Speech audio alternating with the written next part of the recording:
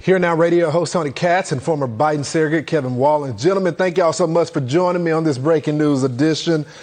So I want to go to you, Tony. Welcome to the show. So I did some numbers on the inflation thing and how it's impacting Americans. So you got summer camps, they're up by 15%. You got ground beef, that's up by over 16%. Hot dogs are up 37%. Movie tickets, if you just want to get away, 6.5%. Americans are struggling. They're not getting that much vacation time. Yet the president is just skipping to the loo. Well, look, the president is allowed to go on vacation. The conversation here is how tone deaf it is, especially in the view of all those things that you brought up. They want to talk about how inflation was flat to last month, or they actually want to call it zero, which of course was a lie. But food was up 13.1%. That's the story. How many people didn't go on vacation? How many people cut down a vacation? There was a whole story about how Gen X is one of the generations that's cutting its spending and looking to make sure it's got savings that can last. This is about a president who is tone deaf, again, tone deaf, about where the American people are, and he does not seem to care about it in the slightest. So, Kevin, you know, Tony is right. The president is entitled to go on vacation. Hell, I've been waiting to take my vacation. But it just appears tone deaf when the American people are suffering and there's crisis after crisis. It's just not a good look.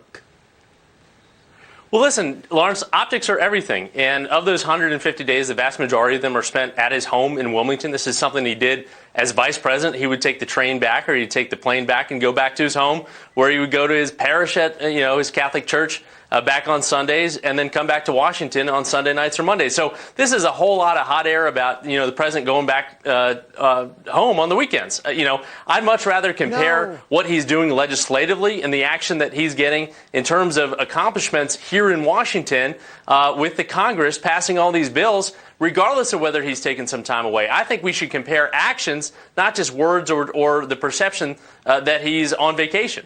Well, 70% of Americans feel like... Go ahead, Tony. The idea that he's at home is part of the issue. It's like Secretary Buttigieg not doing anything about supply chain because he's on paternity leave. It's about where are you to do the job the American people asked for, and a lot of people see it as absent. And the things that they're seeing, like the Inflation Reduction Act, they just see that as a lie. Yeah, what about that? Listen, Tony, it's a few more days than what Donald Trump was at this point. I didn't give Donald Trump any grief when he was down in Mar-a-Lago or up in Bedminster. That is his home. The presidency travels with the president wherever he goes in this country, and he doesn't get actual time off, whether it's Donald Trump or Joe Biden. These presidents get very little time off, regardless of where they are in this country. So let me put a button on this before we move on. I think the problem is 70% of Americans believe that we're heading down the wrong direction.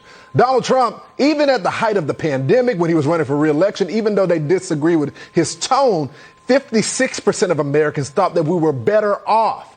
And I think that becomes the problem. The American people will have grace with you. They believe that these men and women are humans, but when they're suffering, they want the president and the commander-in-chief to feel that pain. I want to move on to this poll right here because I thought it was just interesting about people that were room with people that opposed them, the presidential candidate that they voted for. So when it breaks down to Democrats and Republicans, that's the thing that really got me right there. Democrats said, 35% of them said that it's not likely that they would room with someone. And then 18% of Republicans said that wouldn't be the case. Tony, does that surprise you?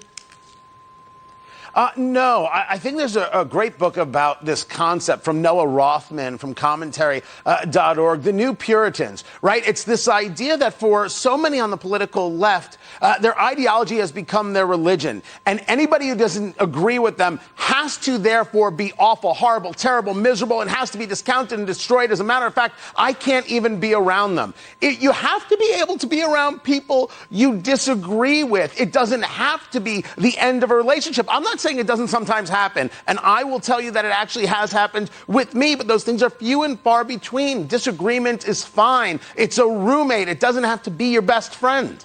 Final word, Kevin. Listen, Lawrence, I'm in a bipartisan relationship. I can't speak more highly about it. So I encourage everyone to tear down those silos, date someone from the other party. It is a great thing. You know, as my mom always said, Bipartisan relationship. I just care if they're pretty, even if they're crazy. So Amen. I'm not doing so well myself. And mine guys. is, so we'll take it. Thank y'all so much, gentlemen. Is this now dating Thanks, advice for Lawrence. Lawrence? What's going on? It's dating on cross country, brother. That's how we do it on Saturdays night. As promised, Dog the Bounty Hunter, the man himself, is live.